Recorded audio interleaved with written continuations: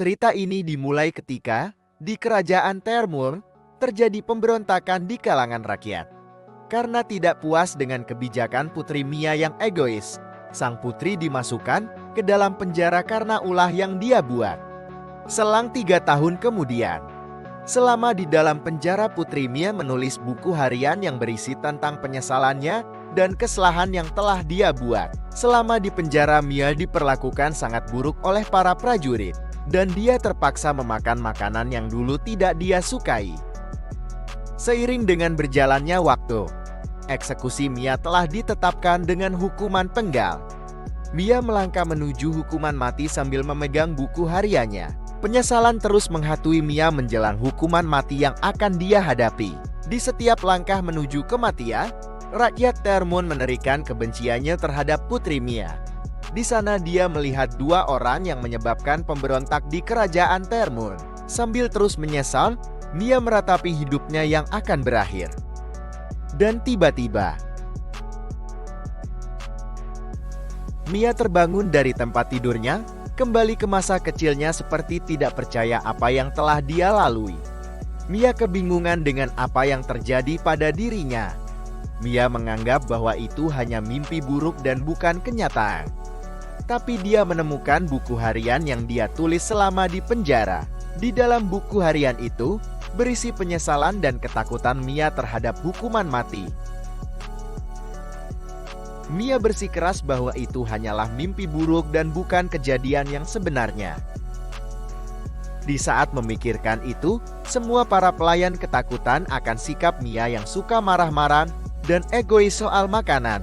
Tetapi saat Mia menyantap makan, tiba-tiba Mia teringat dengan kenangan saat di penjara dan mengeluarkan air mata.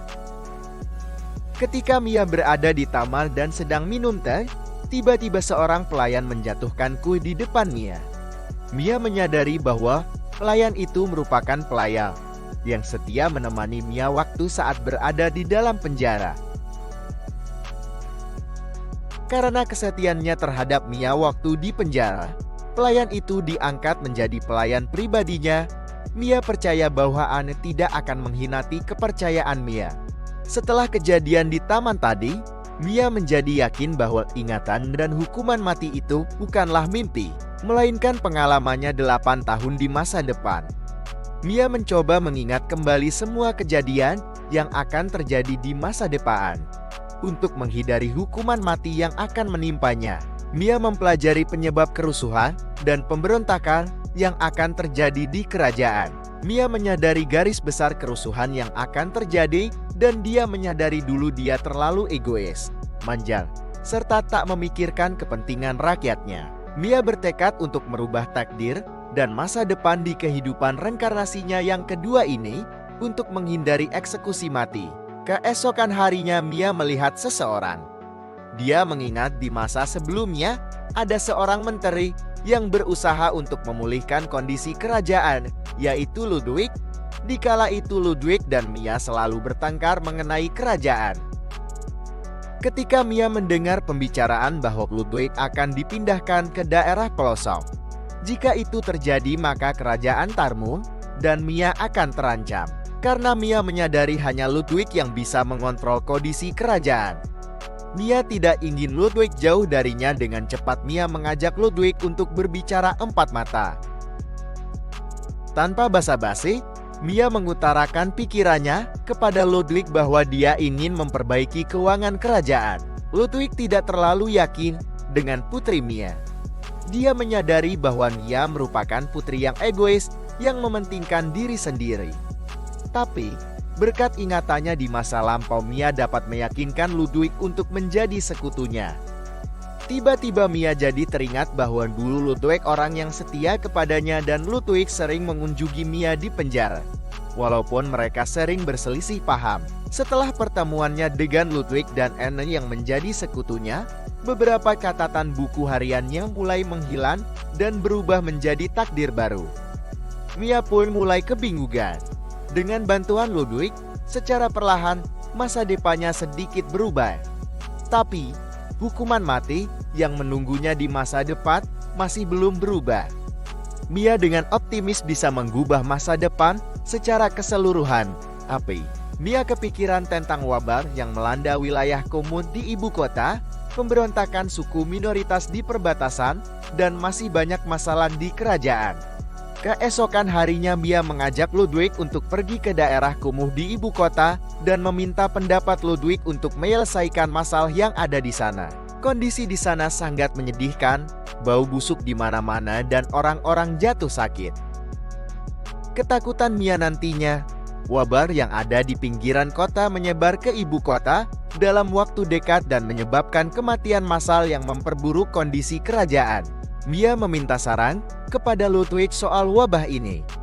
Ludwig pun tersadar kalau semua ini tidak segera diatasi, maka akan memperburuk kerajaan. Ludwig dengan cepat menemukan solusi untuk menyelesaikan masalah yang ada di wilayah kumuh pinggiran kota dengan cara mendistribusikan makanan dan membuka pelayanan rumah sakit yang ada di sana. Ludwig memanggil dan mengumpulkan para bangsawan untuk mengumpulkan dana dan menceritakan kebaikan Putri Mia untuk merealisasikan bantuan kepada wilayah Como di pinggiran kota. Dalam perjalanan pulang menuju ke kerajaan, Anne menceritakan tentang adiknya yang sakit kepada Mia. Tanpa berpikir panjang, Mia pun memutuskan untuk pergi ke rumah Anne. Sesampainya di sana, Mia bertemu dengan adiknya Annie. Dia bercerita tentang cita-citanya untuk menjadi penulis buku. Mia pun tersadar bahwa waktu Mia di penjara, Annie sering membawakan buku cerita untuk menghibur Mia. Tapi, tiba-tiba Annie tidak membawa buku itu lagi karena adik Annie meninggal karena sakit. Mia pun memutuskan untuk menjadikan adik Anne sebagai penulis buku pribadinya yang kelak nanti adik Anne menjadi penulis buku fiksi terkenal dan membuat buku biografi tentang kebaikan Mia. Perjalanan menuju Akademi Bangsawan di Kerajaan Suci Beloga, Mia tidak ingin bertemu dengan dua orang yang menyebabkan kudeta di kerajaan, di mana bangsawan itu merupakan bangsawan yang memberontak Tiona dan Pangeran Sion dari kerajaan Solson Clan. Penyebab Tiona memberontak karena di kehidupan sebelumnya Mia sering membuli Tiona dan hal itu diketahui oleh Pangeran Sion, sehingga menimbulkan kebencian terhadap Mia. Lalu, tiba-tiba Mia melihat Tiona sedang dibuli oleh bangsawan lain. Karena Anne berharap Mia untuk menyelamatkan Tiona, Mia pun menolongnya. Karena sikapnya yang mau menolong Tiona itu dilihat oleh Pangeran Sion. Dari sinilah sedikit perubahan takdir yang akan terjadi di masa depan. Sesampainya di akademi, Mia bertemu dengan Putri Ravina dari Kerajaan Beluga. Di kehidupan sebelumnya, Putri Ravina menjauhi Mia disebabkan oleh sikap Mia yang arogan dan suka membuli. Mia mencoba merubah itu semua dengan cara merubah sikapnya dan memperbanyak koneksi di antara sesama bangsawan. Salah satunya dengan Pangeran Abel, pangeran dari Kerajaan Remno yang merupakan kerajaan dengan militer terkuat. Andai nanti jika terjadi pemberontakan di kerajaan Taermo, Mia mengharapkan bantuan dari Pangeran Abel. Mia mencoba untuk menarik perhatian Pangeran Abel dengan cara menjatuhkan sapu tangannya. Tapi usahanya sia-sia. Mia lupa bahwa Pangeran Abel merupakan playboy yang suka menggoda putri bangsawan lain. Sapu tangannya malah ditemukan oleh Pangeran Sion dan Tiona. Sion mencoba untuk mengembalikannya, tapi Mia ketakutan dengan mereka berdua karena penggalaman di masa lampau. Lalu tiba-tiba Mia melihat Pangeran Abel ditarik oleh kakaknya. Mia mengikutinya, dan di sana Mia melihat Pangeran Abel dirundung oleh kakaknya. Mia pun mencoba untuk membela Pangeran Abel. Melihat putri Mia memperlakukannya dengan baik, Abel pun mulai berubah dan mulai menyukai Mia. Dalam menghadiri acara pesta dansa pembukaan Akademi Bangsawan, di sana Mia bersikap elegan untuk mempererat hubungannya dengan sesama bangsawan. Begitu juga dengan Pangeran Abel dan Pangeran Sion. Walaupun Mia masih rada takut kepada Sion. Di waktu yang bersamaan saat Anne pergi untuk membeli bahan makanan, dia bertabrakan dengan pelayan dari Tiona yang mencari bantuan. Karena Tiona disekap di dalam menara oleh orang lain. Pelayan Sion melihat mereka berdua dan membantu mereka untuk membebaskan Tiona. Tiona berhasil dibebaskan tapi baju dansanya telah dirusak. Anne pun memberikan uang yang diberikan Mia untuk Tiona membeli gaun baru, supaya bisa mengikuti acara dansa pembukaan Akademi Bangsawan. Mendengar Tiona disekap, Sion pun menaruh curiga kepada Mia. Tapi kecurigaannya itu terbantahkan, karena yang melakukan perundungan itu bukan Mia melainkan bangsawan lain dari kerajaan Tarmon. Mia terkejut mendengar perundungan terhadap Tiona. Ketakutan Mia nantinya membuat pemberontakan dan membuat Mia dihukum mati di masa depan.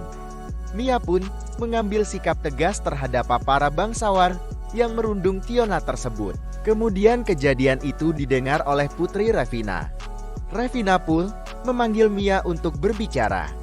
Awalnya Mia ketakutan, karena di masa kehidupan Mia sebelumnya, Ravina membenci Mia. Tapi Ravina berbicara bukan untuk menyalahkan Mia, malahan untuk menghargai atas tindakan tegas Mia terhadap para bangsawan Tarmon. Karena sikapnya tegas itu, Ravina pun mulai menyukai Putri Mia. Mia terus meningkatkan koneksinya dengan bangsawan lain seperti berteman dengan Selu yang merupakan putri tunggal dari pengusaha Forkrod. Selama di akademi, Mia mempererat hubungannya dengan Pangeran Abel serta berhubungan baik dengan Tiona, Pangeran Sion, dan berteman baik dengan Putri Ravina, Selu, beserta para pelayan bangsawan lainnya.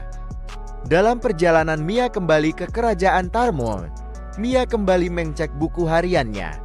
Ternyata hukuman mati Mia masih belum berubah. Dan di sana tertulis masalah terbesarnya kekurangan makanan akibat gagal panen. Setelah sekian lama, Mia bertemu kembali dengan Ludwig. Mia dan Ludwig mengatur strategi untuk ketahanan makanan di kerajaan Tarmon. Mia mempunyai ide untuk mengatasi itu.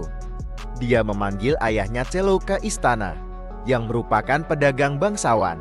Ayahnya Celo tidak menyangka anaknya berteman dengan Putri Mia.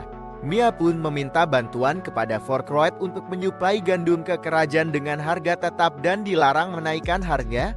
Andai nantinya gagal panen di kerajaan, kestabilan pangan tetap terjaga. Sebagai gantinya, Forkrod boleh menaikkan harga di luar kerajaan. Forkrod pun menyetujuinya. Keesokan harinya Mia kembali pergi ke daerah Kumun untuk melihat kondisi di sana. Di sana krisis telah ditangani dengan baik. Tiba-tiba seorang anak yang telah diselamatkan Mia memberi sebuah jepitan rambut, yang mana jepitan rambut itu nantinya bakal menyelamatkan Mia dari bahaya. Mia pun diberitahu kisah tentang anak itu, yang dimana jepitan rambut itu dulunya peninggalan dari ibunya yang telah meninggal, yang dulu mendiang ibunya tinggal di hutan perbatasan, suku kecil yang mendiami daerah di sana. Pada malam perjamuan para bangsawan, Berman dihasut dan iri dengan bangsawan di dekat perbatasan yaitu Rudolfon. Dia ingin memperluas daerah kekuasaannya ke hutan perbatasan dengan mengerahkan pasukan ke sana. Pasukan pun tidak mau bergerak ke dalam hutan untuk menghindari konflik dengan suku Lulu, suku kecil minoritas yang telah secara turun-temurun tinggal dan mendiami hutan tersebut. Berman pun pergi ke istana untuk meyakinkan Putri Mia dengan berbagai alasan. Tapi, Putri Mia memiliki rencana lain untuk pergi ke hutan perbatasan, yaitu untuk menyelidiki suku yang ada di sana. Di dalam perjalanan, Ludwig memberitahu Mia tentang rencana Berman. Mia pun terkejut akan hal itu, karena kejadian ini akan menentukan takdirnya di masa depan. Jika rencana Berman berhasil, maka terjadi pengusiran pemberontakan dari suku minoritas Lulu yang dimana hubungannya dekat dengan bangsawan Rudolfon yang merupakan ayahnya Tiona dan membuat hubungan Mia dan Tiona memburuk. Mia tidak ingin itu semua terjadi dan Mia berencana untuk mengagalkan rencana Berman. Sesampainya di perkemahan para prajurit, Mia bertemu dengan komandan prajurit bernama Gion. Mia pun jatuh pingsan. Karena di kehidupan sebelumnya komandan itu membenci Mia karena persoalan suku minoritas Lulu di perbatasan. Setelah Mia terbangun, Ludwig meminta Mia dan komandan Dion untuk pergi ke dalam hutan untuk memeriksa kondisi di sana. Di dalam perjalanan menuju hutan, tiba-tiba mereka diserang oleh suku Lulu dan karena terburu-buru membuat penjepit rambut Mia terjatuh. Merasa dalam bahaya, mereka pun lari keluar hutan. Karena ketakutan, Mia meminta semua prajurit untuk mengawal dia kembali ke kerajaan. Berman pun tidak setuju dengan keputusan Mia untuk menarik pasukan dari garis depan. Mia juga menegaskan untuk tidak menebang pohon di sana dan mengerahkan pasukan ke sana.